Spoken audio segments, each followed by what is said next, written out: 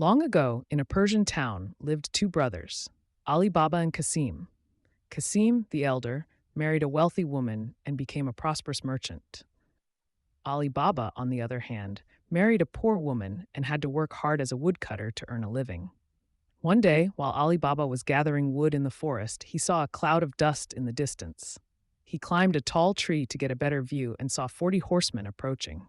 He feared they were robbers, so he quickly climbed down and hid behind a large rock. The horsemen stopped near Ali Baba's hiding place. They dismounted, and Ali Baba counted 40 of them. Their leader walked up to a large rock and shouted, "Open, sesame!" To Ali Baba's amazement, a door in the rock magically opened. The robbers passed through, and the door closed behind them. Ali Baba waited anxiously.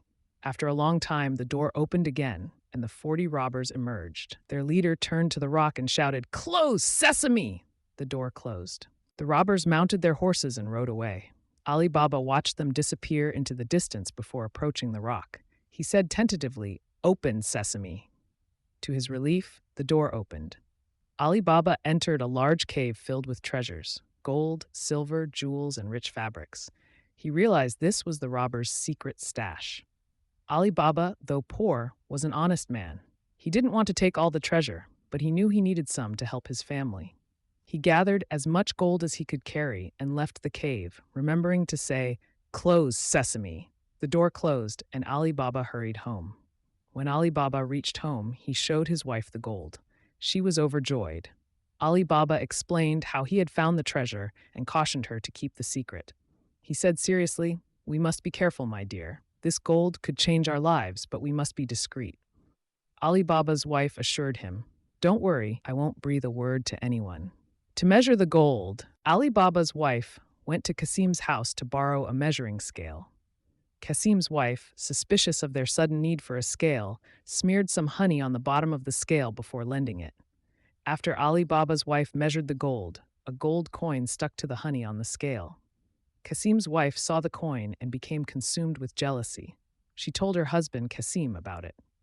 She said inquisitively, "I saw a gold coin stuck to the scale they borrowed. Where do you think they got so much gold?" Qasim, driven by greed, confronted Ali Baba. He demanded, "Where did you get all that gold, Ali Baba? Don't lie to me." Ali Baba, realizing he had no choice, told Qasim the secret of the cave. He hesitated and said, "I found a secret cave in the forest, filled with treasure." The next morning, Qasim took several mules to the forest. He found the rock and said eagerly, "Open, sesame." The door opened, and Qasim entered the cave. He began to fill his sacks with gold, but in his excitement, he forgot the magic words to open the door again. The robbers returned to their cave and found Qasim inside. They were furious that someone had discovered their secret. They killed Qasim and left his body in the cave. When Qasim didn't return, Ali Baba grew worried. He went to the forest to look for him and found Qasim's body in the cave, cut into pieces.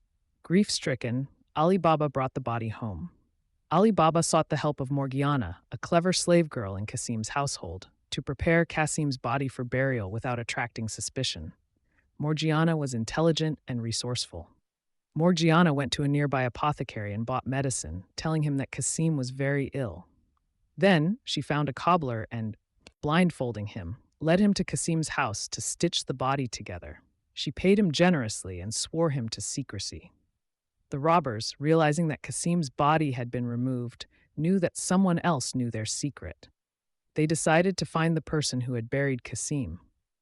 The robbers sent one of their men to the town to find out who had recently died.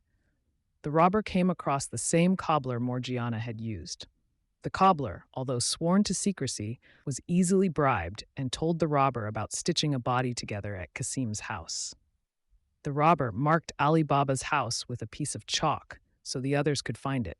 But Morgiana, being vigilant, saw the mark and, realizing the danger, marked all the other houses in the neighborhood with the same symbol.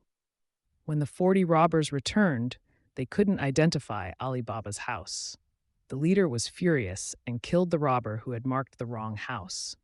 The robbers' leader then decided to take matters into his own hands.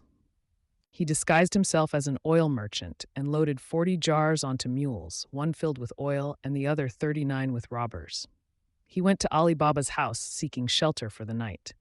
Ali Baba welcomed the disguised leader into his home. Morgiana, while preparing dinner, needed more oil.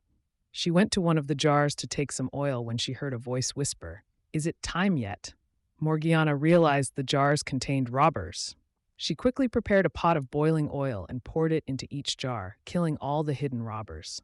In the night, the leader awoke, intending to kill Ali Baba, but discovered all his men were dead. He fled, consumed with rage and despair. The leader returned sometime later as a merchant. Ali Baba, unaware, befriended him.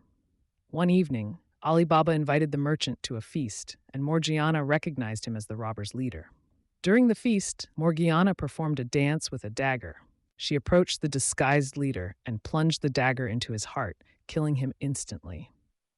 Ali Baba was initially angry, but Morgiana revealed the truth.